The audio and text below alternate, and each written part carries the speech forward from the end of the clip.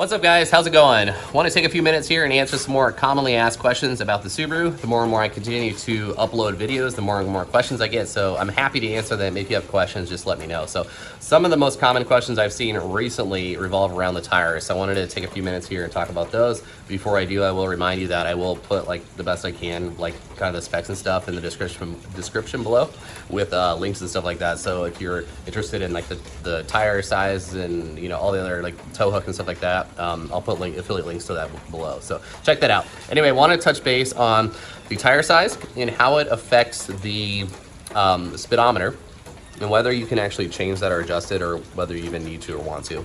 And then I also want to touch base on the TPMS sensors, because I am running 5 tires with a full-size spare, and I want to touch base on that and how I personally handle both of those issues. So let's switch the camera around here and I'll answer both those questions. I'm gonna try and stay out of the rain and not get too wet here, but I will give you guys some B-roll as I talk about this. So first things first, let's talk about the tire size and the speedometer. As you can tell, I am running oversized tires on this. Maybe, maybe not, I don't know. It looks kind of stock to me now. I've seen it for so long, and with the oversized tires, with the 2-inch lift, it looks almost like it's factory until you see it next to a normal Forester. Then the Forester looks like it's been like lowered.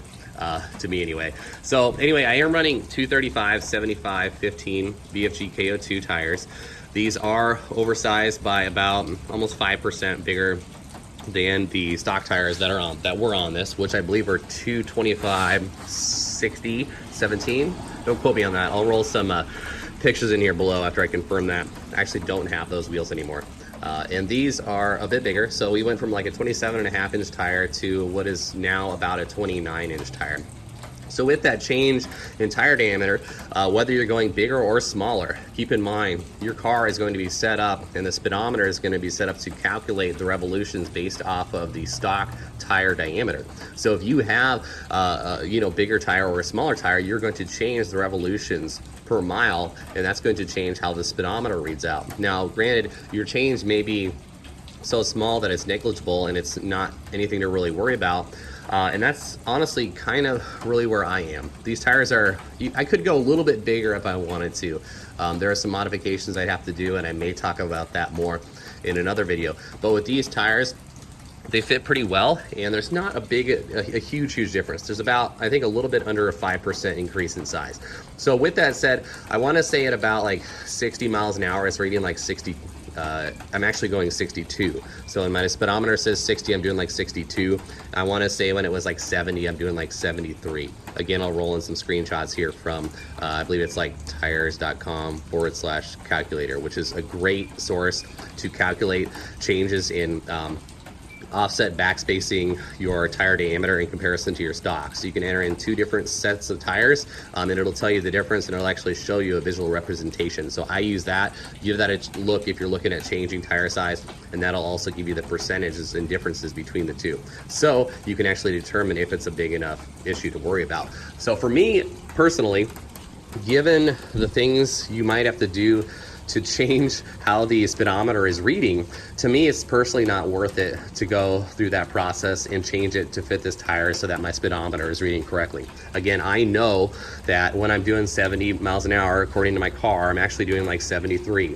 And of course, this is gonna be a percentage, just because I'm doing like 15 miles per hour doesn't mean it's gonna be reading 3 miles per hour low. That's a percentage. So at like 15 miles per hour, your difference is so small that you're essentially still going 15 miles per hour. There's probably other variables in there that are going to potentially throw off your speedometer more than the tire size in that case. So, the pressure in your tires is going to change the diameter.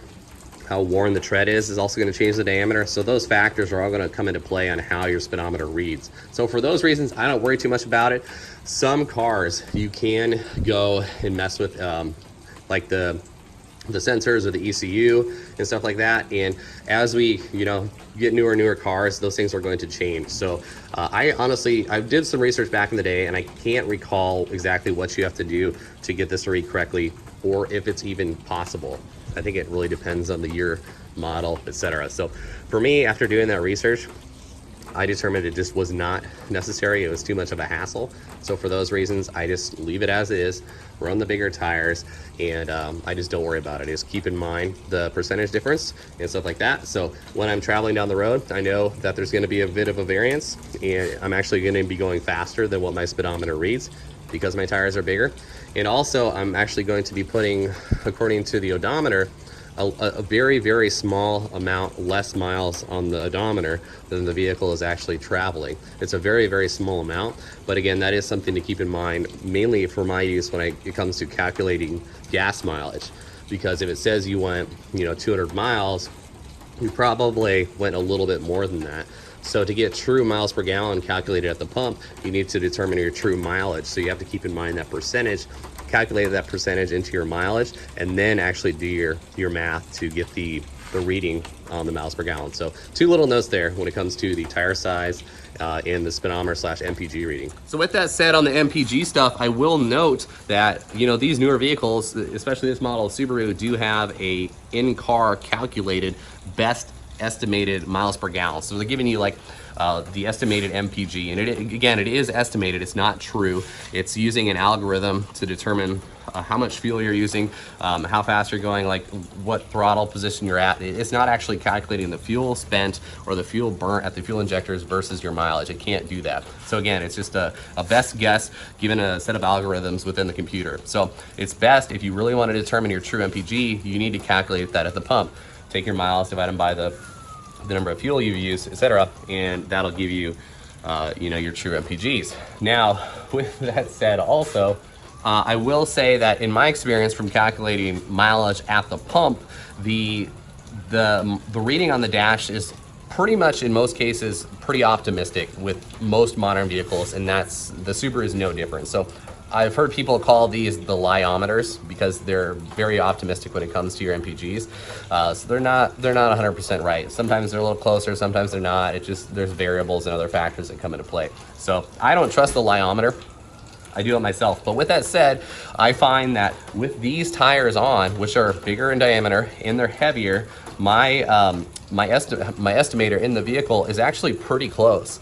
So for whatever reason, combining all the factors, the bigger wheels and tires, after I do the true calculations, I find that my estimator within the vehicle for the MPG is actually very, very close, closer than it was at the factory. So all those factors, for whatever reason, probably bringing, my mileage down, and because they bring the mileage down. I did a video on this earlier, you can check that out. And then all those factors coming into play, for some reason, it just happens to work out that the estimator within the vehicle is now more accurate than it was originally. So I find that kind of funny. Last but not least, and I'll move out here to show you guys all the tires. I wanted to talk about the TPMS sensor. So tire pressure monitoring sensor, saying sensor at the end of it, I guess is kind of redundant, but I like to do that stuff. So anyway, here's my full-size spare. I do have 5 tires, and I do rotate this in. So if you do have a full-size spare, I would always recommend rotating it in because, it's going to extend the life of all of your tires, by roughly 20%, if we do the math, obviously. So with that said, I've done 1 rotation on these so far. Getting close to doing my second, and again, I'll rotate it in. I can roll in a picture of the pattern I use here. Very easy to do given the pattern, even if you only want to jack up 1 wheel at a time, which is usually what I do just because it's easy and convenient for me. But with that said, what do you do with the tire pressure monitoring sensors? Do you use them? Can I use 5 of them if I have 5 wheels? What are you doing? So I'll tell you what I do here first, and then I'll tell you what your options are. I do not use any tire pressure monitoring sensors at all. They do come with the stock wheels, which I've sold, and I sold the TPMS sensors with them. So I don't use them at all. So I always have that little orange light on my dash that shows that there's an error with the TPMS monitoring system, and whether that would mean in some cases if they were operating correctly that you have a tire that has low pressure, or in this case it's saying that it's not getting a signal from the monitoring sensors. Vehicles after a certain year are required by law to have these. Most people are really bad about checking their tires, so it's not a bad thing to have a little idiot light in there that says, hey, your tires are low, don't drive around on these, until you have them checked. So, but me, I don't run them at all for this reason and this reason only. Per my understanding, the Subaru can only handle 4 TPMS sensors. It cannot handle 5. So if I wanted to run them, I would have to run 4 and 4 only. and I could not run them on my fifth wheel. Now, if I never rotated my spare tire in, that may not be a problem, but if you're running a full-size spare, you really should be rotating it in. There's no reason why you shouldn't, other than it just takes a little bit more time to do so. But everything else is an advantage. It's going to extend your tire life. If you ever need to throw the spare on, it's going to match the diameter of the other tires, et cetera, et cetera. So it's going to be better for the drive line, especially for an all-wheel drive vehicle.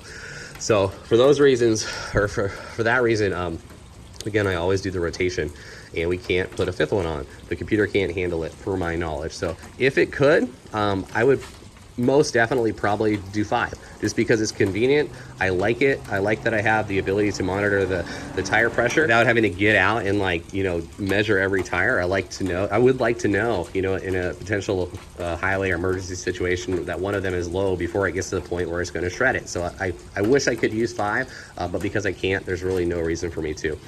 When I do the rotation, I guess I could mark the fifth wheel so I know which one, for instance, doesn't have a TPMS sensor. But what if that one goes low? I'm only monitoring 3 of the tires on the actual vehicle in that case, if that fifth wheel is actually mounted on the car, which is going to be a large majority of the time. So your options, if you wanted to run TPMS, is run 4 and not put one on the fifth one. And whether that means you rotate the fifth one in or you leave it sit, that's up to you. I always recommend rotating it in, as I said, but that's really up to you. I'm not going to tell you guys what to do. I'm just going to tell you what your options are there. So your other options are not run them at all. Know that you need to just keep an eye on them and monitor them yourself. It's kind of more of a manual, more task-driven thing at that point, but just keep it in mind. So I think that's it for today. This video went a little longer than I would have liked it to, but I hope it answered those 2 questions well enough anyway. If you have any more, let me know. Long story short, I don't worry about the speedometer, knowing that I know there's a difference. I just run it and keep an eye on my speed. As usual, I use my cruise control a lot because if I don't, I speed, and that's when you get tickets, obviously. So I just set my cruise and drive, and I know that there's a little bit of a variance from what I'm actually seeing in the speedometer versus my actual speed, and that's going to vary based on your rate of travel, obviously. And then lastly, I don't use any TPMS sensors.